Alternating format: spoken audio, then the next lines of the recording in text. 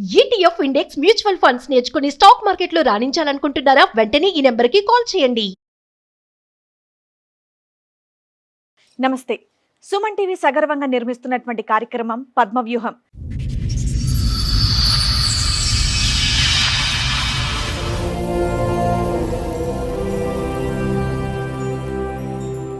చెప్పండి సార్, ఎక్కడి వరకు దేనికి వచ్చారు? ఏంటి మీ సమస్య? నా భార్య పిల్లలతో సమస్య వచ్చింది మేడం.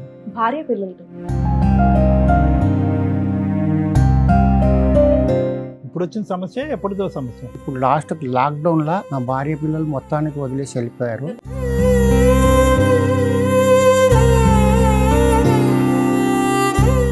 ఐదు నెలల పిల్లగాని ఇడ్సబెట్టి కూడా రెండు సార్లు పోయింది. అట్లా అయినా కానీ నేను సర్దుకున్నాను. వాళ్ళ దగ్గర 10 మంది నాతో ఎవరు మాట్లాడేటవారు, నా తరఫు ఎవరు లేరు.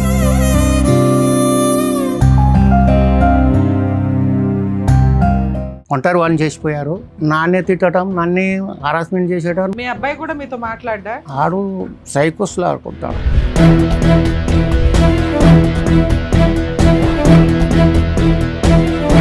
మళ్ళీ మీ దగ్గరకు వస్తున్నారా? మా దగ్గరికి వస్తున్నారు. ఇప్పుడు ఎవరన్నా ఉన్నారా ఇంట్లో అని చూసి కొట్టేస్తున్నారు. కారణం ఒక్క కారణం కూడా తెలియదు. మీరు ఇక్కడ కూర్చున్నప్పుడు కారణం తెలియదు అంటే కనుక మీ మొహం మేము, మా మొహం మీరు చూడటం, ఇంకేం ఉండదు. కానీ కారణం ఏం చెప్పడానికి చెప్పట్లేదు. మిమ్మల్ని ఏమైనా ఆస్తి రాసిమ్మని అడిగారా? ఆస్తులు వాళ్ళ పేరునే ఉన్నాయి మేడం. మీరున్న ఇల్లు కూడా ఆ పేరు ఆమె పేరునే ఉంది. సరే, అది అమ్మేస్తామన్నారా? అమ్మేస్తా అంటే అమ్మని ఇవ్వరు.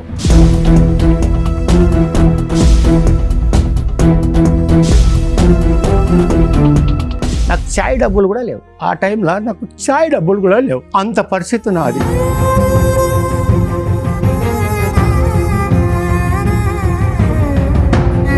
ఈ 50 సంవత్సరాల్లో భార్యాభర్తలుగా మీ ఇద్దరు ఎలా ఉన్నారు? ఏమీ లేదు సార్, భార్యాభర్తలు అనేది ఏం లేదట.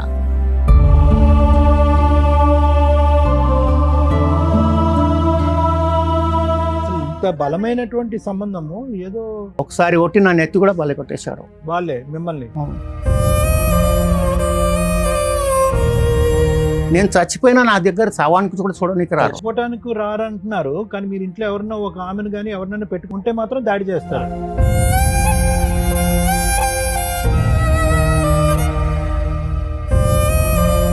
అసలు ఆ కొడుకు అంటాడు, వాడు నీకు పుట్టలేదు డైరెక్ట్ అంటాడు. మా తండ్రి వేరే ఉన్నాడు.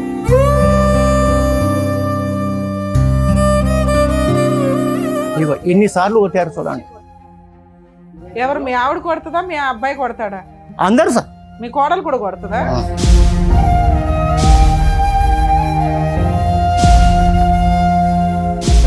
మీరేమైనా నోరు జారి మాట్లాడతారా ఏంటి? వాళ్ళని బూతులు తిడతారా? నోరు జారి మాట్లాడితే అక్కడే చంపేస్తారు నన్ను.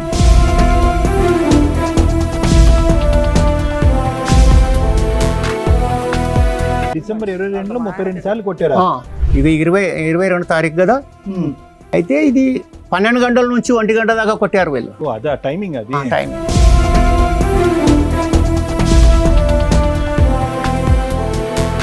ఇంతమంది ఉన్నటువంటి మీకు ఇంత వయసులో ఒక్కరు కూడా అరే ఇది అన్యాయం అని చెప్పి మీ కొడుకు బుద్ధి చెప్పేవాళ్ళు ఒక్కరు కూడా లేరు? లేదు సార్, ఇప్పుడు లేదు కాబట్టి ఇంతవరకు వచ్చాను. నేను తెచ్చి నడిపి వాళ్ళకి పెళ్లి చేసి వాళ్ళకి బాధ్యతలు నేను ఒక్కొక్క సంవత్సరం సాది ఇప్పుడు నేను ఒంటరి వాడిని అయిపోయాను సార్.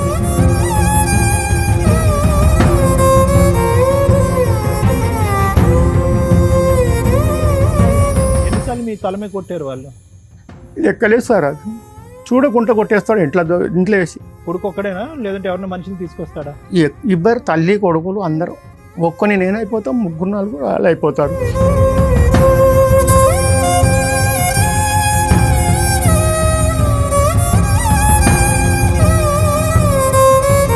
కానీ ఎక్కడ వస్తుంది ఈ గొడవ అనేటటువంటిది? ఏంటంటే మీరు కూడా ఏవైతే మీరు కష్టార్జితం సంపాదించుకున్నారో అవి ఆవిడ పేరునున్నా మీ పేరునున్నా పూర్తి స్థాయిలో ఆ వదలటానికి మీరు ఇష్టపడట్లేదు.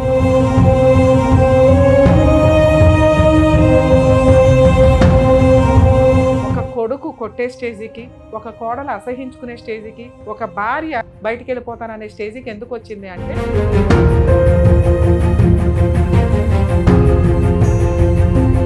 తల్లిదండ్రులే దైవం అని పూజించే భారతదేశంలో మనం ఉన్నాం. అలాంటి వాళ్ళని కొడుతూ తిడుతూ చంపేస్తూ ఏమి మృగాల్లాగా తయారవుతున్నారా బాబు? ఆస్తేనా మీకు? అసలు మనుషులే వద్దా?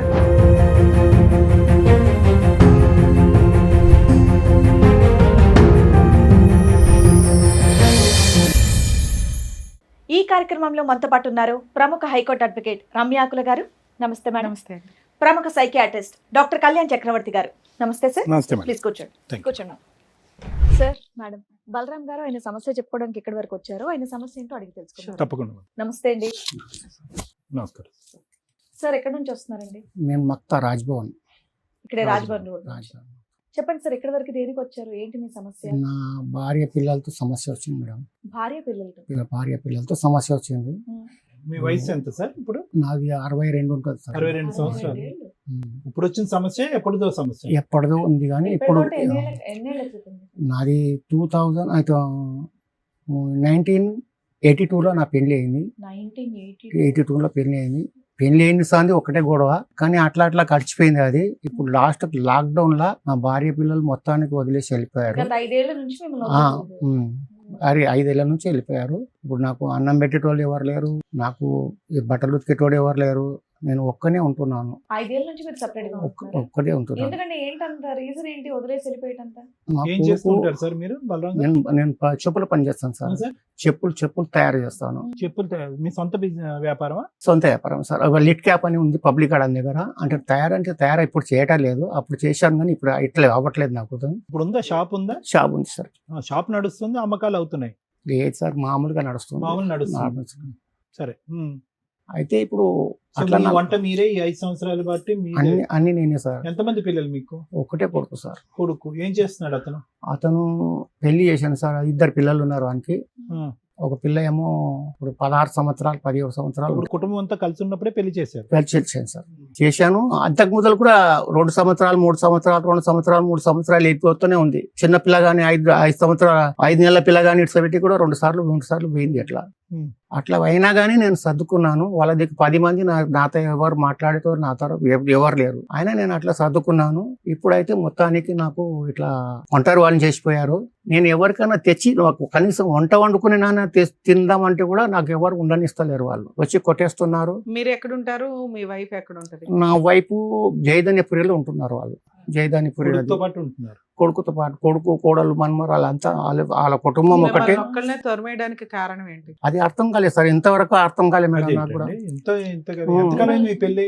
1982లో 1982లో పెళ్లి అయింది. ఇప్పుడు మీరు విడిపోయి మిమ్మల్ని దూరంగా ఉండటం ఒక 5 50 సంవత్సరాలు బట్టి. వచ్చి పోవటం రావటం ఆమె అంతే. 3 సంవత్సరాలు 2 సంవత్సరాలు ఉండడం, మళ్ళీ 10 మందిని తీసుకొని రావటం, అయినా నన్నే అసలు తిట్టడం, బాగానే కాపురం చేశారు నా కదండి. నాన్నే తిట్టడం, నన్నే హరాస్మెంట్ చేసేటం, మీ మళ్ళీ అబ్బాయి కూడా వదిలేసి మీతో మాట్లాడ్డా? ఆడు సైకోస్లో ఆడుకుంటాడు. సరే, మీ అబ్బాయి మంచోడు కాదు, మీ ఆవిడ మంచిది కాదు, మీరు ప్రశాంతంగా ఉండొచ్చు కదా. ఓ పని అమ్మాయిని పెట్టుకొని ఏదో చూసుకోవచ్చుగా. పోనీ అది కొట్టేస్తున్నారు సార్. మళ్ళీ మీ దగ్గరకు వస్తున్నారా? మా దగ్గరికి వస్తున్నారు. ఇప్పుడు వచ్చి ఎవరన్నా ఉన్నారా ఇంట్లో అని చూసి కొట్టేస్తారా? కొట్టేస్తున్నారు. మీ చుట్టుపక్కల వాళ్ళు ఏం చేస్తున్నారు? వాళ్ళు ఏం చేస్తారు? తండ్రి కొడుకులు గొడవ, భార్య భర్తల ఫ్యామిలీ గొడవ. నేనేం చేస్తాం, మేమేం పోనీ మీకు అంత కక్ష చేసుకోవాలి. ఎందుకు ఉంటదండి? పోనీ ఇంట్లోంచి తరిమేశారు, మీరు బయటకు వచ్చారు, మీ మానని మీరు ఉన్నారు. ఇంట్లో పని మనిషిని పెట్టుకున్న వాళ్ళు వచ్చేందుకు కొడతారు? అది కొట్టేస్తున్నారు అండి, ఆస్తులు బాగా కొట్టేస్తున్నారు. 7-8 సార్లు కొట్టారు అట్లా. ఆస్తులు కేసులు కూడా ఏముంది? పెట్టారు. అసలు ఒక ఇల్లు ఉంది మేడం నాకు. ఆ ఇంట్లో మీరు ఉంటున్నారు, అవును. ఓన్ హౌస్ లో మీరు నేను ఉంటున్నారు. ఉంటున్నాను. ఇలా బయట తరిమేశారు. వాళ్ళే వెళ్ళిపోయారు. వాళ్ళే వాళ్ళే వెళ్ళిపోయారు. నేనేం వెళ్ళగొట్టలేదు. ఇంత సామాజిక అనుభవం, వ్యాపార అనుభవం, కుటుంబ అనుభవం ఉంది. దగ్గర 50 సంవత్సరాలు పెళ్లి అయింది. ఓకే, మీకు 62 సంవత్సరాలు. 5 సంవత్సరాలు బట్టి విడిపోయాను. అవసరం లేకుండా ఏ కారణం లేకుండా వచ్చి దాడి చేస్తున్నారు అనేది మీ అభియోగం. ఏమండి, కారణం ఒక్క కారణం కూడా తెలియదు. మీరు ఇక్కడ కూర్చుని ఇప్పుడు కారణం తెలియదు అంటే కారణం కనుక మీ తెలిస్తే మొహం ఏమో, మా మొహం మీరు చూడటం, ఇంకేం ఉండదు. కరెక్ట్ సార్ అది. కానీ కారణం ఏం చెప్పడానికి చెప్పట్లేదు. ఎందుకంటే మాట్లాడితే మేము అలాగుంటున్నాం. సార్, అలాగే వెళ్ళడానికి కారణం మిమ్మల్ని ఏమైనా ఆస్తి రాసిమ్మని అడిగారా? ఆస్తులు వాళ్ళ పేరునే ఉన్నాయి మేడం. మీరున్న ఇల్లు కూడా ఆ పేరు మీద ఆమె ఉందా? పేరునే ఉన్నది. సరే, అది అమ్మేస్తామన్నారా? అమ్మేస్తా అంటే అమ్మని ఇవ్వరు, మీరే అమ్ముతానంటే అమ్మని ఇవ్వరు. అందులో వచ్చి ఉండరు. మీ కుటుంబం విడిపోయే ముందు, మిమ్మల్ని ఒంటరిగా వదిలేసి వాళ్ళ దారిని వాళ్ళు వెళ్ళిపోయే ముందు, ఆఖరి రోజు ఏ రోజు అయితే ఆ రోజు మీకు గుర్తుంది అనుకుంటా, ఏం గొడవ జరిగింది? అది ఏమైందంటే ఒక 1500 కరెంట్ బిల్లు కట్టేది ఉండే. లాక్డౌన్ నడుస్తుంది అప్పుడు, చాలా సీరియస్ లాక్డౌన్ నడుస్తుంది. ₹1 కిరాయి కూడా రావట్లే, దుకాణం కూడా పోలే. ఇల్లు కడుతున్నాం కాబట్టి దుకాణం పోలే. అయితే దాంట్లో ఏమైందంటే 1500 కిరాయి కరెంట్ బిల్లు వచ్చింది. బాబు కట్టుకో. వాళ్ళ కూరగాయలు దుకాణం పెట్టారు, అది చిల్లర సామాన్ పెట్టారు, అది అంతా కిరాణా సామాన్ పెట్టారనమాట. బాగానే నడుస్తుంది. అన్ని దుకాణాలు బంద్ అయిపోయినాయి ఖైరతాబాద్లో. మన ఒక్కటి దుకాణమే నడుస్తుంది. రోజుకు లేదంటే కూడా 30 నుంచి 40 వేల గ్రాహకులు అవుతుంది. ఒకటే దుకాణం కాబట్టి అది గల్లీలో ఉంది. అక్కడ పోలీసు వాళ్ళు ఎవరు రారు. వచ్చినా అప్పట్లప్పుడు రూమ్లో వేసుకోవచ్చు మనం అట్లా. అయితే దాంట్లో నేను అన్నాను, నాతో పైసలు అయితే లేవు, మీరు చూస్తున్నారు కదా కిరాయి రావట్లేదు, ఇక్కడ ఆదాయం లేదు, నేనేం పనికి పోతలేను, మరి నేను ఎక్కడి నుంచి కట్టాలి? ఇప్పుడు 1500 వచ్చింది, వచ్చే నెల 2-3 వేలు వస్తుంది, నేను ఎక్కడి నుంచి కట్టాలి? నాకు చాయ్ డబ్బులు కూడా లేవు. ఆ టైంలో నాకు చాయ్ డబ్బులు కూడా లేవు. అంత పరిస్థితి నాది. మీ అబ్బాయి ఏం పని చేసేవాడు? ఇదే చెప్పుల పని చేస్తాడు జైదన్నపురిలో, పెట్రోల్ పంప్ పక్కనే. అతను సంపాదించింది ఏం చేస్తాడు? అతను సంపాదించింది వాళ్ళ దగ్గరనే ఉంచుకుంటారు. నాకు ఒక్క మీ రూపాయి అబ్బాయి పెళ్ళి ఎన్ని సంవత్సరాలు అయింది? 16 ఏళ్ళు అవుతుంది. సో మీ కోడలు, మీ అల్లు, మీ అబ్బాయి, మీ అందరూ ఆమెకు కలిసే కూడా జాబ్ ఉండేవారు. ఉంది, కోడలికి కూడా జాబ్ ఉంది. మరి మిమ్మల్నే కట్టమని ఎందుకు ప్రెజర్ చేశారు? సో 1500 కరెంటు బిల్లు కట్టలేకపోయారు, బలరాం కట్టలేదు కాబట్టి ఈ కాపురం విడిపోయిందా? విడిపోయింది. 1500 వాళ్ళ గురించి ముగ్గురులో కోడలు, కొడుకు, అంత భార్య, అందరిది ఒక్కటి ఎవరో మాట. ఒకళ్ళు మీ వైపు ఉండాలి కదా, ఎందుకు ఒక్కళ్ళని కూడా ఏం సంపాదించుకోలేకపోయారు? లేదు. సరే ఈ 1500 స్టోరీ ముందు మీ కొడుకుతో మీ సంబంధం పక్కన పెట్టండి. అసలు ఈ 50 సంవత్సరాలు పెళ్ళైందిగా మీకు అయ్యి, ఈ 50 సంవత్సరాల్లో భార్యాభర్తలుగా మీ ఇద్దరు ఎలా ఉన్నారు? ఏమి లేదు సార్, భార్యాభర్తలు అనేది ఏం లేదు అక్కడ. అంటే ఏంటి, హ్యాపీగా లేరా? హ్యాపీగా లేదు. ఎందుకు, కారణం ఏంటి? ఎప్పుడు గొడవనే, దేని గురించి గొడవ? ఏది లేకపోయినా గొడవనే, ఏది ఉన్నా గొడవనే, లేకున్నా గొడవనే. ఏమైనా అలవాట్లు ఉన్నాయా? తాగటం గానీ, సిగరెట్లు ఏమి లేవు సార్, అలవాట్లు ఏమి అలవాటు లేదు. చెడు వ్యసనాలు లేవు, ఏం వేరే ఆడవాళ్ళతో సంబంధాలు లేవు మీకు? ఏది లేదు. కావాలంటే మీరు ఇనుకొని చేయవచ్చు, దాంట్లో ఏం బాగలేదు నాకు. ఇక్కడే కదా మీ షాపుకి అంతా 2 నిమిషాలు అదంతా ఓకే, కానీ అలా కాదు. అసలు ఇంత బలమైనటువంటి సంబంధము ఏదో ఒకసారి ఒట్టి నా నెత్తి కూడా బలి కొట్టేశారు వాళ్ళే మిమ్మల్ని. ఇంటికి వచ్చి మాట్లాడుతుందా ఇప్పుడు? ఏం ఫోన్ మాట్లాడు ఏమైనా మాట్లాడుతుందా? Contact లోకి లేదు. మాట్లాడు మీ కోడలు మాట్లాడుతుందా? ఎవ్వరు మాట్లాడారు. నేను చచ్చిపోయినా నా దగ్గర శవానికి కూడా చూడడానికి రారు. చచ్చిపోవటానికి రారంటున్నారు, కానీ మీరు ఇంట్లో ఎవరన్నా ఒక ఆమెను కానీ ఎవరినైనా పెట్టుకుంటే మాత్రం దాడి దాడి చేస్తారు. చేస్తాను, ఉంటే మీరు ఒక్కలే ఉండాలి, లేకపోతే లేదు. ఆ ఇంట్లో ఉంటున్నందుక, లేకపోతే మీకు సేవ చేస్తున్నందుక? ఇక సుఖపడకూడదు అంటే. సో నేను ఏం చేయకూడదు, నాకు ఎవరు వండి పెట్టకూడదు, నా బట్టలతో తీసుకోకూడదు, నన్ను ఎవరితో మాట్లాడినా కానీ వానికి ఏం నేర్పిస్తున్నావు రాను అని అలా కూడా తిట్టేవాడు. చాలా విచిత్రంగా ఉందండి. అయితే ఇంతేనా మీరు చెప్పేది? అయితే ఇప్పుడు మీ మీ ఇంట్లో కొడుకు- వాళ్ళతో ఎవరితో మాట్లాడితే ఏం కొడుకు చెప్తారు మీ అన్నారు. గురించి? ఆడు బద్మాషుడు ఉన్నాడు, ఏం బద్మాస్తాను? అన్ని వాణియే ఉంటాయి, మా దగ్గర ఏం లేదు, అంత వాందే తప్పు, అదే ఏం తప్పులు? ఏదో ఒకటి తప్పు. ఏం చెప్పుంటాడు ఇప్పటివరకు? ఎవరికైనా ఏదో చెప్పుంటాడు? వాడు ఆయనకి బాగలేదు, ఆయనకి ఆ రోగాలు ఉన్నాయి, ఈ రోగాలు ఉన్నాయి, ఇట్లాంటి లేనిపోని ఎందేలో లేదు. సరే, మీకు రోగాలు ఉంటే ఏమైంది? తండ్రే కదా. ఏం లేదు పోషించుకోవాలిగా. లేదా, మేము ఎందుకు రక్షించాలి మిమ్మల్ని? వేరే రూమ్ లో అన్నా పెట్టి పోషించాలి కదా మిమ్మల్ని. అసలు అవసరం లేదు. అసలు ఆ కొడుకు అంటాడు, వాడు నీకు పుట్టలేదు డైరెక్ట్ అంటాడు. మా తండ్రి వేరే ఉన్నాడు. అవి కోపంలో అనే మాటలేండి. ఇంకేం చెప్తారు అంటే, మీరు వయసులో ఉన్నప్పుడు బాగా ఆంటీలు గట్రా అటు ఇటు తిరిగారు ఏంటి? అట్లాంటిది ఏం లేదు మేడం. అట్లా తిరిగితే నేను ఎందుకు ఇల్లు కట్టుకుంటాను, నేను ఎందుకు కడతాను, అంత అప్పు నేను ఎందుకు చేసుకుంటాను? ఇప్పుడు మీ ఇంట్లో వాళ్ళతో ఎవరితో మాట్లాడమంటారు? అంటే మీరు ఎందుకు వచ్చారు సార్ ఇక్కడికి? భార్య పిల్లలు కావాలా, లేకపోతే వచ్చినా పర్వాలేదు, ఇడిపోయినా పర్వాలేదు, నాకు మీ జీవితంలోకి అయితే ఎంట్రీ ఇవ్వకూడదు, మిమ్మల్ని హెరాస్ చేయాలి. రాసి చేయకూడదు. వచ్చినా పర్వాలేదు, రాకపోయినా పర్వాలేదు. కారణం లేకుండా మిమ్మల్ని ఇప్పుడు అలా ముగ్గురులో ఎవరితో మాట్లాడితే జీవితం బెటర్? ఎవరితో మాట్లాడినా పర్వాలేదు. మీ కోడలతో మాట్లాడదాం ఉండండి. ఈ పోలీస్ స్టేషన్లో అక్కడ కంప్లైంట్ కూడా ఇచ్చాను నేను 4-5 సార్లు. ఇగో ఇన్నిసార్లు కొట్టారు చూడండి. కొట్టడం ఏంటో. ఏంటి నంబర్లు ఏంటి? నేను చూపిస్తాను సార్ డేట్లా? డేట్లు 2022లో మీ ఆవిడ కొడుతుందా, మీ అబ్బాయి కొడతాడా? అందరు సార్, మీ కోడలు కూడా కొడుతుందా? ఎవరు ఏంటి? దొరికితే వాళ్ళు. మిమ్మల్ని? ఏం మీరేమైనా నోరు జారి మాట్లాడతారా ఏంటి? వాళ్ళని బూతులు తిడతారా? నోరు దారి మాట్లాడితే అక్కడే చంపేస్తారు నన్ను. ఏమయ్యా, వాళ్ళు ఏమైనా పిచ్చోళ్ళ ఏంటి? ఉత్తనే వచ్చి నేను కొట్టు వెళ్ళడానికి? అదే నాకు అర్థం కావట్లేదు. డిసెంబర్ 22లో 32 సార్లు కొట్టారా? ఆ, బలరాం గారు, ఇది కాదు నేను అడిగేది ఏంటంటే, ఈ ఆఖరి సంఖ్య ఏంటి? 53 అన్నది 53 సార్లు కొట్టారా? లేదు అట్లా కాదు, కానీ ఇది 22 తారీఖు కదా. అయితే ఇది 12 గంటల నుంచి 1 గంట దాకా కొట్టారు వీళ్ళు. ఓ, అదా టైమింగ్ అది. టైమింగ్. ఓ, ఓకే, ఓకే. అలా కూడా ఒకటి ఉంటుందా? గంటల నుండి ఒకటి గంటనే సార్. మీ కోడల నంబర్ ఇస్తారా, మీ అబ్బాయి నంబర్ ఇస్తారా, మీ ఆవిడ నంబర్ ఇప్పుడు ఇస్తారా? ఒక నంబర్ ఉంది మేడం నా దగ్గర, ఇంకా వాళ్ళ నంబర్లు ఎన్ని ఉన్నాయో నాకు తెలియదు. నేను అక్కడ పోతలేను, వాళ్ళు ఎక్కడ ఉన్నది కూడా నాకు తెలియదు. ఇప్పుడు మీ లాస్ట్ గా వచ్చి మిమ్మల్ని కొట్టి ఎంతకాలం అయింది? ఇప్పుడు ఆఖరి డేట్. ఒక 5 నెలలు ఉందా, 6 నెలలు అయిందా? సంవత్సరం అవుతుంది. సంవత్సరం నుంచి రావట్లే, ప్రశాంతంగా ఉండక ఎందుకయ్యా టీవీ షోకి వచ్చావు? మళ్ళీ ఎప్పుడు ఏం చేస్తారో తెలియదు మేడం. ఏం చెయ్యర్లే కానీ రెస్ట్ తీసుకో.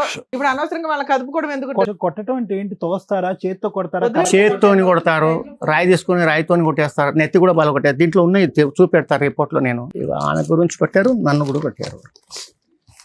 అన్ని తల మీదే హెట్రామా. మీ కోడలన్న మీతో బాగా మాట్లాడుతుందండి? మనవాళ్ళు మనవరాళ్ళు ఒకడే మాట్లాడకపోతే ఆమె ఎట్లా మాట్లాడతారు? ఎందుకంటే ఇప్పుడు మొగన్ మాట పెళ్ళామే నాలే, లేకపోతే ఆమె వాళ్ళతోటే కలిసి ఉండాలి కాబట్టి ఆమె సరే, మాట ఇల్లు కాకుండా మాట్లాడతారు. ఇంకేం ఆస్తులు ఉన్నాయి మీకు? ఉన్నాయి సార్, రెండు ఇండ్లు ఉన్నాయి. ఎవరి దగ్గర ఉన్నాయి ఇప్పుడు అవి? ఇప్పుడు నా దగ్గర ఉన్నాయి అని నేనే మెయింటెనెన్స్ చేస్తున్నాను. ఇప్పుడు రెంట్లు ఎంత వస్తాయి? రెంట్లు వస్తుంది మేడం, 20,000 దాకా వస్తుంది అవి సరిపోతున్నాయి మీకు సరుకులకి, ఇంట్లో టాబ్లెట్లకి వాటికి? మేడం. మరి మీ ఆవిడని ఎవరు పోషిస్తున్నారు? వాళ్ళ కొడుకు దగ్గర ఉంటుంది. ఆమె మోజుల దుకాణం పెడుతుంది, చెప్పుల దుకాణం పెడతారు. ఈమెమో మన ఎల్ఐసిలో పనిచేస్తుంది. కోడలు. కోడలు మీ ఆవిడ చెప్పుల దుకాణాలు పనిచేస్తుంది. సరే, మరి మీ ఆవిడకి ఎంతో కొంత మెయింటెనెన్స్ పంపించవచ్చు కదా, ఒక 5,000 3,000. ఉన్నట్టు నుంచి వస్తుంది మేడం. ఇదంతా ఒక ప్రాపర్టీ గురించి తగదా అన్నట్టు ఉంది కదా. ఒక ఇల్లు ఏదో వాళ్ళ పేరుని ట్రాన్స్ఫర్ చేయండి, మీకు వచ్చినటువంటి ఇల్లు వాళ్ళకి రాసి ఇవ్వండి, లేదంటే అమ్మేయండి అని అంటున్నారు. ఆ ఇల్లు ఇవ్వడానికి మీరు ఇష్టపడకపోవడం వల్ల వాళ్ళు తిరగబడుతున్నారు అన్నట్టు ఉంది అందులో. అదేంత లేదు సార్, అదేం ఇల్లు లేదు. గురించి లేదు. ఆస్తి గురించే కదా. ఆస్తి అమ్మనివ్వరు, ఆస్తి నా పేరు నుండి నాది. అమ్మ కాదు, కానీ అమ్మ కాదు. వాళ్ళ పేరు మీద కావాలంట. వాళ్ళ పేరు మీదనే ఉన్నాయి ఇప్పుడు ఆల్రెడీ 2 ఉన్నాయి. బుడబడ్డ ఫ్లాట్ కూడా ఆమె పేరు మీదనే ఉంది. స్టార్టింగ్లో కొన్నాం, ఇది తర్వాత మక్తాలో కొన్నాను, ఆమె పేరునే ఉంది. ఉంటే మా వెర్నే చేస్తే ఉంటాము, లేకపోతే లేదు. అలా రాయించుకున్నారు. అది కొనేటప్పుడు కూడా వాళ్ళు రాలే, వేరే వాళ్ళతో కొనిపించుకొని నేను ఆమె పేరు రాసి వచ్చేసాను. ఈయన కొడుకు. సెకండ్ పేజ్ లో చూడండి మేడం, ఆ హౌస్ గురించి ఏదో ఉంది. అదే ఈయన ప్రొటెక్షన్ కావాలని చెప్పి వేసాడు పోలీసుల దగ్గర. Self acquired property. అవును, ఈయన కష్టార్జితం వాళ్ళంతా ఆక్యుపై చేసుకున్నారు, వాళ్ళ పేరు మీద కన్వర్ట్ అయింది, వాళ్ళు అమ్మేసుకుంటారేమో, అమ్మకుండా అన్ని ప్రొటెక్ట్ చేయండి అని మీరు ఇచ్చిన కంప్లైంటేగా ఇది పోలీసులకు ఇచ్చారు. ఈ పేపర్ కూడా రాలేదు ఇంకా పోలీస్ స్టేషన్కు. ఎన్నో సార్లు పోయినాను కానీ ఈ పేపర్ కూడా పర్వాలేదు, రాలేదు. మీరు ఒక మంచి కంప్లైంట్ ఇచ్చారు, దాని పవర్ ఏంటో చెప్తాను నేను. నేను చూసి దాంట్లో సరే, ఇక్కడ మీకు ఏం కావాలని వచ్చారు? వాళ్ళు రాకుండా వాళ్ళు కావాలి, మీ దగ్గర రాలేదు. రాకుండా కావాలి అంతే. నేనేం చేసినా నా జాగాలో నేను నేను ఉంటాను. ఇంకా వాళ్ళతో నన్ను కలిపి పంపించండి, వాళ్ళతో మాట్లాడి పంపించండి అని అడుగుతారేమో అనుకున్నాను. వచ్చినా పర్వాలేదు, ఒక్క ఆమె వస్తే నాకేం బాధ లేదు. వాళ్ళు 4 కలిసి వచ్చారంట, వద్దు వస్తే మీ ఆవిడ వస్తే చాలు. చాలు. మీకు ఇప్పుడు ఆ ప్రేమ అభిమానం అదంతా కొడుకు వచ్చి రేపొద్దున మీకు తలకొరువు పెడతాడనే నమ్మకం ఏం లేదుగా. బతికి ఉండగానే కనిపించలేదు, ఇక్కడ కలగొరియం పెడతారు సార్. మేడం అంటే ఈ మధ్యకాలంలో మనం వింటున్నటువంటి ఈ ఎల్డర్లీ అబ్యూస్, ఈ పెద్దల మీద జరిగేటటువంటి దాడులు, ఇప్పుడు అతను ఏదో ఫస్ట్ స్టార్టింగ్ మనం వింటూ ఉంటే కనుక ఆ అంకులు, ఆ సంఖ్యలు, ఆ టైంలు అవన్నీ చూస్తే కనుక ఇతనికి ఏమన్నా మతి భ్రమించిందా, లేదంటే ఏమన్నా డిమెన్షియాలో ఉన్నాడా అని అనిపించింది. కానీ అతను చెప్పేటటువంటి మాటలు సాక్ష్యాధారాలతో పాటు ఈరోజు మనకు ప్రజెంట్ చేసేటప్పటికి ఏ స్థాయిలో ఒక అబ్యూస్కి ఇతను లోనే గురయ్యాడు. ఇప్పుడు ఓకే, మనం అనుకోవచ్చు మేడం, ఏమైనా అనుకోవచ్చు అంటే బహుశా ఇక్కడ ఏమైనా సీక్రెట్ దాగి ఉందేమో, ఇతను ఏదన్నా ఒక విధంగా ప్రవర్తించడం వల్ల మొత్తం కుటుంబ సమేతంగా అందరూ వ్యతిరేకత చూపెట్టారేమో అనుకుంది. కానీ ఏ విధంగా చూసినా కూడా ఒక మనిషిని చూసి మనం ఎంతో కొంత అసెస్ చేయగలం. ఏ విధంగా చూసినా కూడా అతను కాయ కష్టం మీద అతను ఆధారపడ్డాడు, ఎవరి మీద ఇప్పుడుకొచ్చి ఆధారపడలేదు. పిల్లల్ని పెంచాడు, పెద్ద చేశాడు, ఉన్న ఒక కొడుకుని ఒక స్థాయికి తీసుకొచ్చాడు. 50 సంవత్సరాల పాటు ఒక భార్యను జాగ్రత్తగా కాపాడుకుంటూ ఒక సంసార జీవితాన్ని కాపాడుకున్నాడు. ఇప్పుడు ఈ రోజు అతనికి వచ్చేటటువంటి ప్రతిఫలం ఇదా అనిపించి అది ఎంత బాధగా ఉందంటే, ఇక్కడ ఒకటి బలరాం గారు, ఇంత కష్టపడేటటువంటి మీకంటూ ఒక కుటుంబం ఉంటుంది కదా, వీళ్ళ సంగతి పక్కన పెట్టేసేయండి. కుటుంబం అంటే కనుక మీకంటూ అన్నదమ్ములు కానీ ఎవరో ఒకరు ఉంటారు. ఇందాక నుంచి నేను అదే అడుగుదాం అనుకుంటాను. స్నేహితులు ఉంటారు, అందరూ ఉంటారు. ఎవరు కూడా వీళ్ళకి గడ్డి పెట్టేదానికి సరిపోరా? అంత వాళ్ళ తరపు నుంచే మాట్లాడుతున్నారు. అదేలా అవుతుందండి? అంత వాళ్ళ తరపు నుంచి మాట్లాడుతున్నారు. ఇప్పుడు వీళ్ళు కలిసే ఉంటున్నారు. వాళ్ళ తరపున ఏం మాట్లాడుతున్నారు? మీదే తప్పు. ఏ తప్పు? మీ తప్పు ఏంటంటున్నారా పెద్ద మనుషులు? మీ తప్పు ఏంటంట? ఉన్నది ఆయనకి ఇచ్చేసాయి, వాళ్ళ పేరునే ఉంది అంటున్నారు కదా. వాళ్ళ పేరునే ఉంది, మరి ఇచ్చేదేంటి? అది ఇచ్చేయాలి. వాళ్ళకు ఇచ్చేసి అధికారం వాళ్ళకి ఇచ్చేసి పక్కకు జరిగా మీరు ఆ ఇంట్లోంచి బయటకు వెళ్ళిపోవాలి, మొత్తం అంతా వాళ్ళ చేతిలో పెట్టేసేయాలి, మీ దారిని మీరు నడుచుకుంటూ పోవాలి. ఆ ఆస్తిలో మీకు దమ్మిడి అనేటటువంటిది రాదు, ₹1 అనేటటువంటిది కూడా రాదు. సో వాళ్ళు ఏమంటారు, అది అమ్మమంటారా అమ్మద్దు అంటారా? అమ్మద్దు అంటారు. మీరేమనుకుంటున్నారంటే అమ్మితే కనుక కొద్ది గొప్ప నాకు ₹1 వస్తుంది, నాకు షేర్ ఇవ్వాలి అని మీరు అంటారు. ₹1 రాకపోయినా పర్వాలేదు సార్, అప్పులు ఉన్నాయి, కొన్ని కట్టాలి. ఇల్లు కట్టిన, బిల్డింగ్ కట్టిన. నేను ఎంత అప్పులు ఉన్నాయి మీకు? 20 నుంచి 30 వేల దాకా 30 లక్షల దాకా ఉంటే కొన్ని అప్పులు తెరిపేసిన ఇల్లు మీదనే. కొత్తగా కట్టిన బిల్డింగ్ ఎవరి పేరు మీద ఉంది అది? ఆమె పేరునే ఉంది. అది మా కూడా బావ- ఆమె పేరు మీద. ఆమె పేరునే. మరి లోన్ ఎట్లా కడుతున్నారు? లోన్ తీసుకోలేదు, అప్పులు ఎలా తీరుస్తున్నారు? చేతుల మీదనే కడుతున్నాను. అక్కడ కిరాయిలు వస్తున్నాయి, అవి ఇవి కలిపి కడుతున్నాను. నా పానం బాగలేకుంటే దాంట్లోనే సర్దుకుంటున్నాను.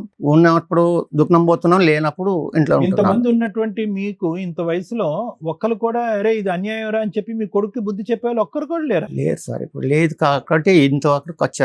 నేను తెచ్చి నడిపి వాళ్ళకి పెళ్లిళ్ళు చేసి వాళ్ళకి బాధ్యతలు నేను ఒక్కొక్క సంవత్సరం సాది ఇప్పుడు నేను ఒంటరివాణి అయిపోయాను సార్. ఇప్పుడు నిజంగా ఇది ఒక ఫైనాన్షియల్ రీజన్ అయితే కనుక దీనికి మించినటువంటి దురదృష్టకరమైన పరిస్థితి ఇంకోటి లేదు మేడం. అయితే బలరాం గారు ఈ రోజు ఇక్కడికి రావటం వల్ల వచ్చినటువంటి లాభం ఏదన్నా ఉంది అంటే కనుక అది ఒకటి. బలరాం గారు అంటే మీరు అన్ని పద్ధతుల్లో వెళ్ళారు, కానీ ఎన్నిసార్లు మీ తలమే కొట్టారు వాళ్ళు? ఎక్కలేదు సార్, అది చూడకుండా కొట్టేస్తాడు ఇంట్లో వేసి. కొడుకు ఒక్కడేనా లేదంటే ఎవరైనా మనిషిని తీసుకొస్తాడా? ఇద్దరు తల్లి కొడుకులు అందరూ ఒక్కని నేనైపోతాం, 3-4 వాళ్ళు అయిపోతారు.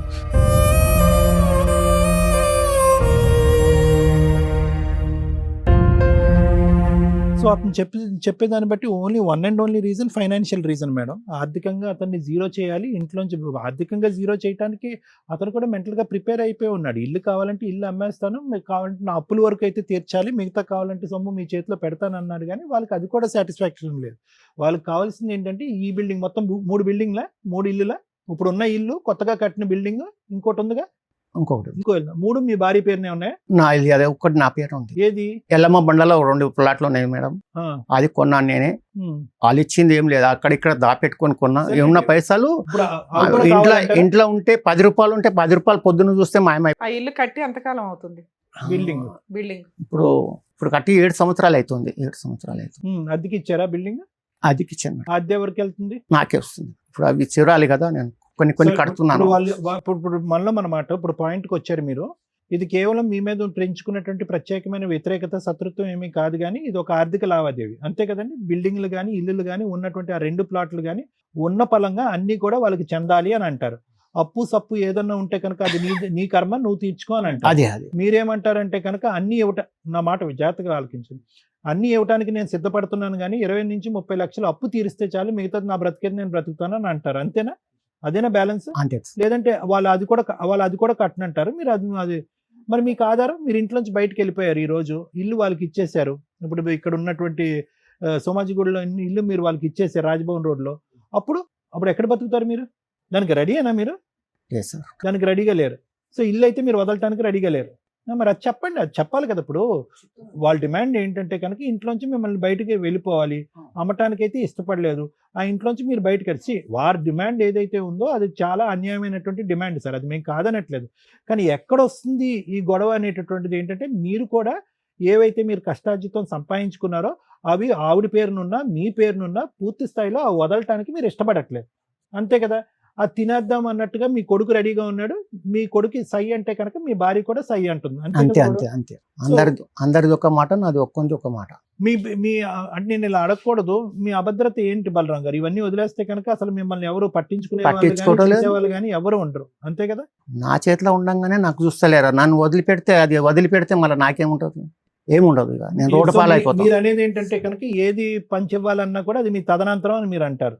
తదనంతరం ఎలా ఇవ్వాలని అనుకుంటున్నారు మీరు? అంటే 3 భాగాల కింద, అంటే మీ భార్యకి ఒక భాగం, మీ కొడుకు ఒక భాగం కింద చేసి ఇస్తాను సార్, చేస్తే ఇస్తాను. ఇప్పుడు నాకు చూడటానికి ఎవరు లేరు, నేనేమి తీయాలి? నాకు చూడటానికి ఎవరు లేరు. ఇప్పుడు మొన్న యాక్సిడెంట్ అయింది, ఇంతకు ముందు యాక్సిడెంట్ అయితే కూడా నాకు చూడటానికి రాలేదు ఎవరు. అసలు ఎట్లున్నావు కానీ అడగలేదు. ఫోన్ చేసి అడిగితే వాడు చచ్చిన తర్వాత వస్తారని చెప్పి. మీరు కొత్తలో అంటే కొద్ది వయసులో ఉన్నటువంటి టైంలో మీకు కొద్ది కోపం ఎక్కువ, కొద్దిగా అన్నమాట మీద నిలబడాలి, ఉన్నమాట మీద నిలబడాలి అనేటటువంటి విధంగా మీరు కొద్ది కంట్రోల్ చేస్తూ ఆ విధంగా ఉండేవారా? ఉండేది. ఆ మాట తీరు అది ఉండేదా? ఉండేది సార్, అది ఉండేది. తాగేవాడిని కొంచెం, అది వదిలేసాను నేను మొత్తానికి. వదిలేసి ఎంతకాలం అయింది తాగుడు? అది 20 ఇప్పుడు 35 సంవత్సరాలు అవుతుంది. బంద్ చేసి 3 సంవత్సరాల దాకా నేను అసలు బతుకుతానో లేదో నాకు తెలియదు. కానీ వ్యక్తిత్వంలో మాత్రం గట్టిగా మాట్లాడటము, ఏదైనా మీరు అన్నటువంటి మాట నెగ్గాలి అనే ఉద్దేశం అది మీ భార్యకి నచ్చేది కాదు, అంతే కదా. భార్యకి ఇప్పుడు కొడుకు కూడా నచ్చేది కాదు. ఏదైనా మా నాన్న పట్టిన కుందేలకు 3 కాళ్ళు అన్నట్టుగా వివరిస్తాడు, అతని ఆలోచనలో చాలా ఈ పట్టుదల అనేటటువంటిది ఉంది, మాకు స్వేచ్ఛ అనేటటువంటిది లేదు అనే విధంగా వాళ్ళు, అంతే కదా. అంతే అంతే. సో ఇక్కడ ఏంటంటే మేడం, బేసికలీ ఏంటంటే ఇక్కడ వ్యక్తిత్వంతో ఉండే క్లాష్ మేడం. సో ఈ రోజు మనకు కనిపిస్తున్నటువంటి బలరాం గారు వ్యక్తిత్వం ఈ రోజు ఒంటరిగా చేయటం వల్ల అతను అలా బలహీనపడ్డాడు, కానీ మెంటలీ ఒక స్ట్రాంగ్ పర్సనాలిటీ. అతను వాదనని అతను ఎప్పుడైనా వినిపించాలనుకుంటాడు, అతని వాదన ప్రకారం నలుగురు నడుచుకోవాలని అనుకుంటా ఉంటాడు, క్రమశిక్షణలో అంత కుటుంబాన్ని పెట్టాలి అనుకుంటాడు. దాన్ని స్వేచ్ఛను హరించేటటువంటి విధంగా కుటుంబ సభ్యులు అందరూ అనుకున్నారు. ఇప్పుడు అది కాస్త బాయిల్ అయ్యి ఏంటంటే కనుక ఇప్పుడు ఈ ఆస్తుల వరకు వచ్చింది.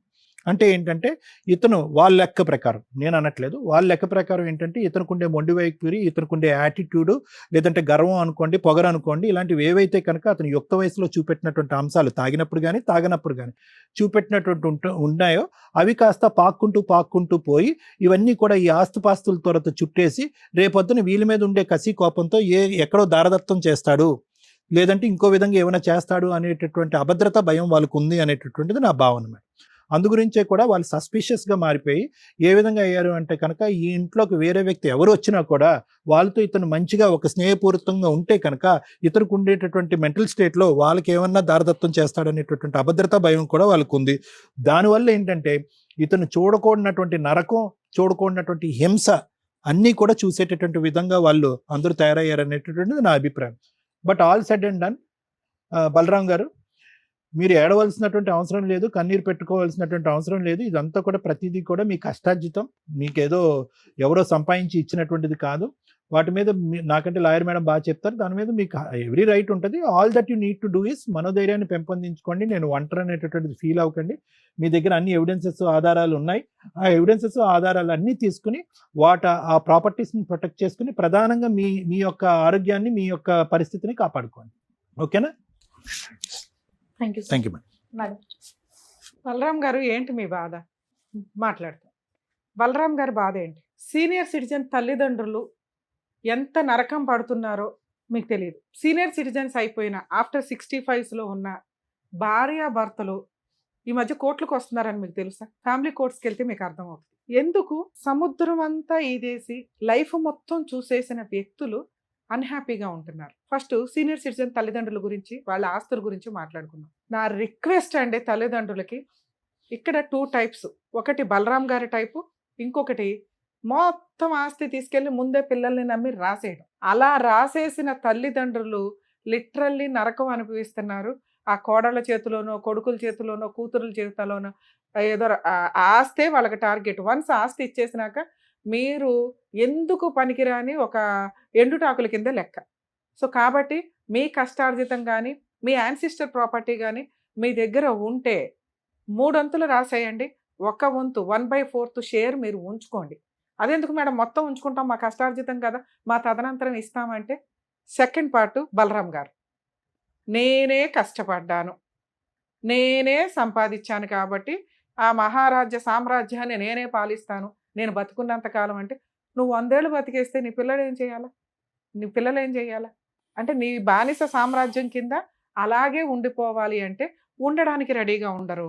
ఇగో ఇట్లా కొడుతున్నారు.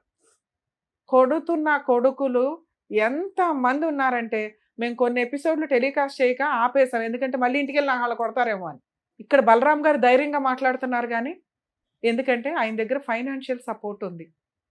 బలరాం గారు లాంటి తండ్రుల్ని నేను రిక్వెస్ట్ చేసేది ఏంటంటే, దయచేసి మీకు ఎంత కావాలో అంత ప్రాపర్టీ, అంత షేరు ఉంచుకొని మీకు పుట్టిన పిల్లలు వాళ్ళు మీకే పుట్టారుగా, మీకు తెలుసుగా, పిల్లలు పుట్టకపోతే ఆస్తులు ఎక్కడికి వెళ్తాయి, అన్ని గవర్నమెంట్ తీసుకోవాలి, లేదా ఏదో ట్రస్టులు తీసుకోవాలి. పిల్లలు కావాలని కనింది, వాళ్ళ పెళ్ళిళ్ళు చేసేది అందుకేగా. బలరాం గారు కూడా చేసింది అంతే. కోడలు ఎందుకు వచ్చింది? మీ బ్యాక్గ్రౌండ్ చూసి వచ్చింది. కనీసం కొంత ప్రాపర్టీ వాళ్ళకి ఇచ్చేసి పొజిషన్, బాధ్యతలు వాళ్ళకి ఇచ్చేయాలి. వాళ్ళు ఎప్పుడు నేర్చుకుంటారు? ఇంకా మీరు ఎక్కల కిందే ఉంటే మీరు ఉంచుకోవాలి. ఇందాక నేనేం చెప్పాను, 30 to 40%, 1/4 షేరు ఉంచుకొని, ఏది ఎక్కువ ఆస్తులు ఉంటే, ఒక్కటే ఆస్తి ఉంది మేడం, అది మీరే ఉంచుకోండి, ఇవ్వద్దు. ఎందుకంటే మీ జీవిత కాలంలో మీరు కష్టపడిందే ఒక ఆస్తి అయితే నెక్స్ట్ ఎవరు సంపాదించుకోవాలి? మీ పిల్లలు సంపాదించుకోవాలి కష్టపడి. ఇది మిగిలితే వాళ్ళకి వెళ్తుంది తప్ప వాళ్ళు ఇదే కావాలని కూర్చుంటే మరి వాళ్ళు బతికేది ఎందుకు? వాళ్ళ వయసు ఎందుకు? వాళ్ళ చదువులు ఎందుకు? వాళ్ళ పనిచేసే కెపాసిటీ ఎందుకు? తల్లిదండ్రులు కష్టపడి ఒక్కటే సంపాదిస్తే వాళ్ళ జీవితకాలం వాళ్ళని దాంట్లో ఉండనివ్వండి. మీరు కష్టపడి మీరు ఏదైనా సంపాదించుకోండి. వీళ్ళ ఆరోగ్యం పోగా మిగిలితే ఇస్తారు, లేకపోతే పూర్తిగా ఇస్తారు, లేకపోతే పూర్తిగా వాడేసుకుంటారు. సో బలరాం గారు చేసిన పని ఏంటంటే ఆస్తి అంతా సంపాదించారు. అప్పుడు ఇప్పుడు గొడవలు అవ్వడం వల్ల వాళ్ళ పేర్లు అయితే పెట్టారు, కానీ మొత్తం లీడర్షిప్ ఆయన దగ్గరే ఉంది. ఒక కొడుకు కొట్టే స్టేజీకి, ఒక కోడలు అసహించుకునే స్టేజీకి, ఒక భార్య 50 ఏళ్ళు కాపురం చేసే నువ్వు వద్దు నాకు బయటికి వెళ్ళిపోతాననే స్టేజీకి ఎందుకు వచ్చింది అంటే ఈయన డామినేషన్ తట్టుకోవడం వాళ్ళ వల్ల కాల. 10 ఏళ్ళు, 20 ఏళ్ళు, 30 ఏళ్ళు, 50 ఏళ్ళు ఏడబెట్టుకుంటారు. వెక్స్ అయిపోయారు. ఇదే డైలాగు చుట్టుపక్కల వాళ్ళు చెప్తున్నారు, చుట్టాలు చెప్తున్నారు. అయినా బలరాం గారు మోనోపలి. కానీ ఈరోజు ఆయన అట్లా ఎందుకు మాట్లాడగలిగారు అంటే ఆయన దగ్గర ఉన్న ఫైనాన్షియల్ కెపాసిటీ. దాని గురించి ఆయనతో మనం మాట్లాడదాం. ఇక ఇందాక మీకు చెప్పాను, సీనియర్ సిటిజన్ భార్యాభర్తలు కోట్ల చుట్టూ తిరుగుతున్నారండి.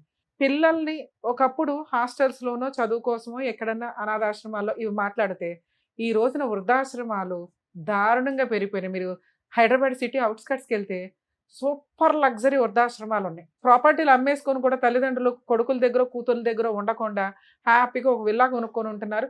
విత్ ఫుడ్ హాస్టల్ లాగా సూపర్గా ఉంటాయి. అలా లైఫ్ స్టైల్కి వెళ్ళిపోతున్నారు. ఎందుకంటే సమాజంలో వీళ్ళు కలిసి ఉండడానికి ఇష్టపడట్లేదు, వీళ్ళని భరించడానికి వాళ్ళు ఇష్టపడట్లా. రిలేషన్సే డ్యామేజ్ అయిపోయినాయి. కొన్ని రోజులకి సీనియర్ సిటిజన్స్ ఇంట్లో ఉంటే ఆశ్చర్యంగా చూసే పరిస్థితి వస్తేమో మనం కూడా అదే స్టేజ్కి వెళ్తామా? కొంచెం మార్చుకోండి. తల్లిదండ్రులు ఇంటికి చాలా అవసరం. మంచి చెడు మంచి సలహాలు ఇవ్వడానికి ఒక బలగం కింద లెక్క. మీ ఇంట్లో మీకు సీనియర్ సిటిజన్ తల్లిదండ్రులు అత్తమామలో లేరు అంటే మీకంటే దరిద్రమైన ఫ్యామిలీ ఇంకొకటి లేదు, మీకు ఎన్ని ఆస్తులు ఉన్నా కూడా. ఎందుకంటే ఒక స్టేజ్కి మీరు సీనియర్ సిటిజన్లు అవుతారు. కొంచెం రియలైజ్ అవ్వండి. మ్యాక్సిమం భరించడానికి చూడండి. భరించలేకపోతే కనీసం దగ్గరలో పెట్టుకుంటే వాళ్ళకి ఏం చేయగలము, మీరు చేయగలిగే సపోర్ట్ మీరు చేయండి ఫైనాన్షియల్గా. వాళ్ళకి ఆరోగ్యం బాగోపోతే గబుక్కుని వెళ్ళి హాస్పిటల్కి తీసుకెళ్ళి ఎలా ఉండాలి తప్ప మాకొద్దు బాబోయ్ వీళ్ళు అంటే రేపొద్దుట మీ పిల్లలు మిమ్మల్ని అలాగే చేస్తారు. కొంచెం రియలైజ్ అవ్వండి. ఇక సీనియర్ సిటిజన్ వైఫ్లు కొడుకుల మాటలు వినో కూతుర్ల మాటలు వినో లేకపోతే వయసులో ఉన్నంతకాలం భరించి కష్టాలు భర్తతో ఇక నా వల్ల కాదురా బాబు అని కోర్టులకు వచ్చి డొమెస్టిక్ వైలెన్స్లు మెయింటెనెన్స్లు వేస్తున్నారు. ఈ చివరి వయసులోనే మీరిద్దరూ ఫ్రెండ్స్లుగా ఉండాలి. బలరాం లాంటి వాళ్ళకి చెప్తున్నానండి, మీ భార్య క్లైమాక్స్ లో మిమ్మల్ని వదిలేసిందంటే మీ అంత ఫెయిల్యూర్ మహారాజు ఎవడో లేడు. భార్యని జాగ్రత్తగా చూసుకోండి. క్లైమాక్స్ లో ఆవిడే మీకు వంట చేయాలి, తిండి పెట్టాలి, సేవలు చేయాలి.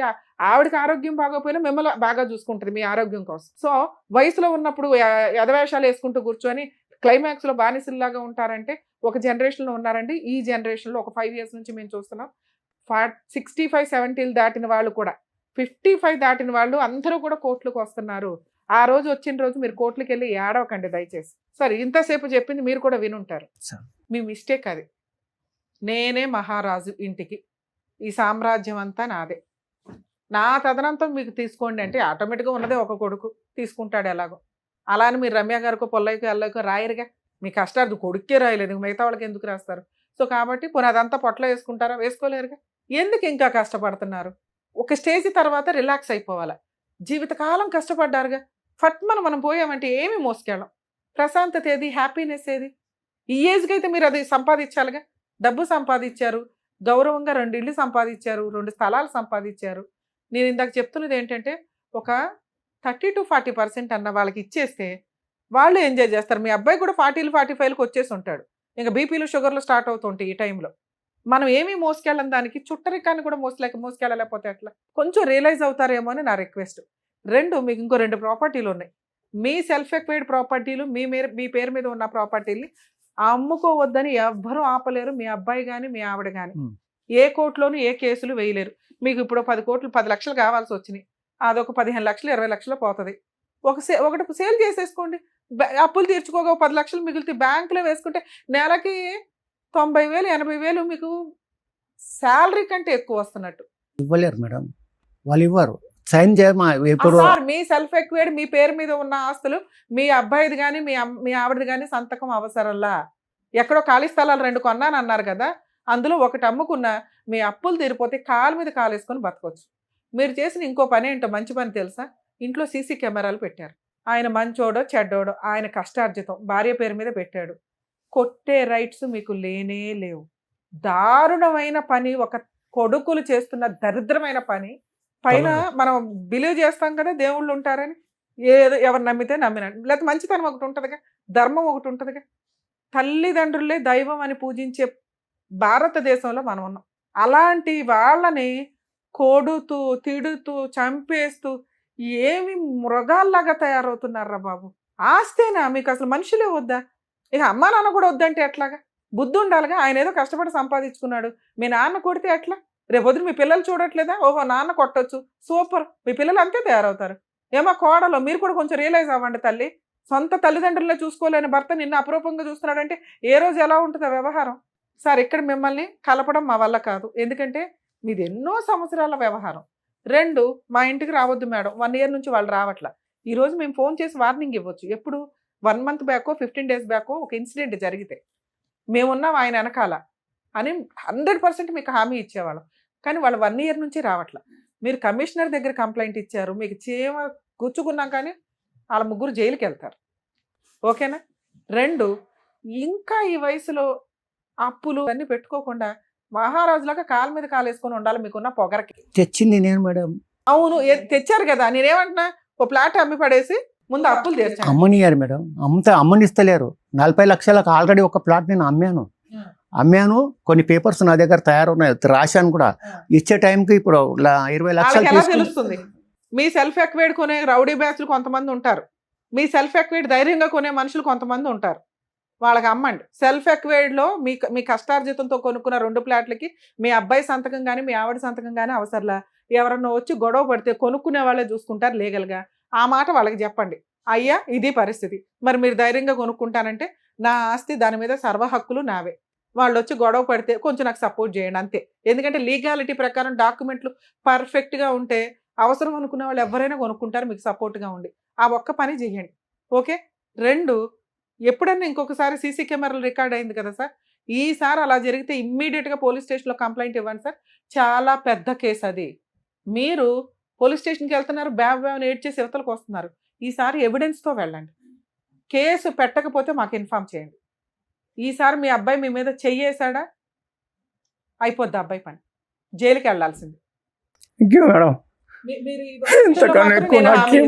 మీ ఆస్తుల పంచాయతీలు కాపురాల పంచాయతీలు నేను చెప్పట్లేదు, కానీ తల్లిదండ్రుల్ని కొట్టే అర్హత కానీ హక్కు కానీ ఎవ్వరికీ లేదు. ఎవరన్నా సీనియర్ సిటిజన్స్ దయచేసి మా రిక్వెస్ట్ అండి, పిల్లలతో తన్నులు తినొద్దు. ఎవరన్నా అలా చెయ్యి ఎత్తినా కూడా ఆ ఇంట్లో మీరు ఉండవసరలా, లేకపోతే వాళ్ళని మిమ్మల్ని మీరు ఆ ఇంట్లో ఉంచవసరలా. బయటకు పంపించేసే హక్కు మీకు ఉంటుంది. ఇన్ కేస్ ఆ చుట్టుపక్కల వాళ్ళతో కమ్యూనికేషన్ బాగుంటే కనుక వాళ్ళని తీసుకుని పోలీస్ స్టేషన్కి వెళ్ళి కంప్లైంట్ ఇవ్వండి సార్. సీనియర్ సిటిజన్ యాక్ట్ చాలా సీరియస్గా ఉంది. కర్మ ఏంటంటే అస్సలు వాడని చట్టం ఏదన్నా ఉంటే అదే. ఎందుకంటే వీళ్ళకి ఒక ప్రేమ, అయ్యో నా పిల్లోడే కదా, కోపంలో వెళ్ళి కంప్లైంట్ ఇస్తారు కానీ కేసే పెట్టరు. ఎందుకంటే మా అబ్బాయే మా అమ్మాయే మా పిల్లలే, ఎందుకు పాప వాళ్ళు ఎందుకంటే కోర్టుల చుట్టూ తిరగడం. పెట్టండి, కొంతమంది అన్న పెడితే మిగతా వాళ్ళకి బుద్ధి వచ్చి ఇలా బలరాం లాంటి వాళ్ళు సేవ్ అవుతారు. సార్ మీ వెనకాల మేము ఉన్నాం అనుకోండి, ఈసారి మీ దగ్గర ఉన్న సీసీ కెమెరాలు కానీ ఇవి కానీ 100% వర్కౌట్ అవుతాయి. మీ మీద ఏగా కూడా వాళ్ళదు. ఇక ప్రాపర్టీ పంచాయతీలు అంటారా, నేను ఎంతసేపు విని కొంచెం రియలైజ్ అయితే బెటర్. మీరు ఏదో ఒకటి అమ్ముకొని వదిలేయండి సార్, రిలాక్స్. అయినా ఈ రోజున ఎవరో పని అమ్మాయి వచ్చి కూడా మనకు చేయవసలు, అన్నీ స్విగ్గీలో దొరికేస్తున్నాయి. ఇప్పుడైనా లైఫ్ ఎంజాయ్ చేయండి. ఏ టూర్లో ఏ షికార్లో ఏ పుణ్యక్షేత్రాలు మీకు నచ్చిన ప్లేస్కి ఒక 20,000 తీయండి, బయటకు వెళ్ళండి, ఫ్లైట్ ఎక్కండి. లైఫ్ ఎంజాయ్ చేయకపోతే అట్లా సార్? ఈ రోజు ఇంకా కొన్ని అప్పులు ఉన్నాయి మేడం. ఇప్పుడు 20 లక్షల దాకా అప్పులు ఉన్నాయి, అవి మిత్తిలు కడుతున్నాను కొన్ని. అంతా నిదానంగా ఇంకా చూసుకోండి. ఓకే సార్, తీసుకుంటాం. సరేనా?